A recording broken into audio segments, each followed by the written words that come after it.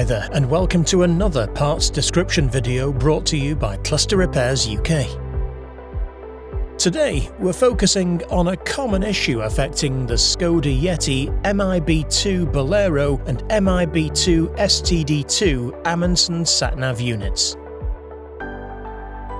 These sat-nav units come in a single or dual memory card slot version and can come with or without a CD player slot.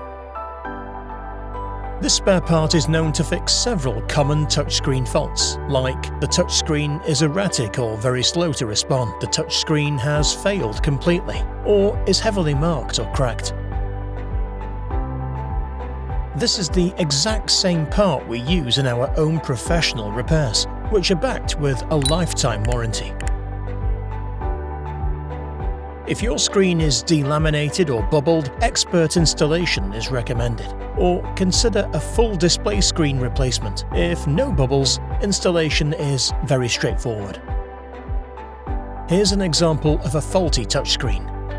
Cluster Repairs UK, proudly serving the motor industry since 1986 with award-winning customer service and support.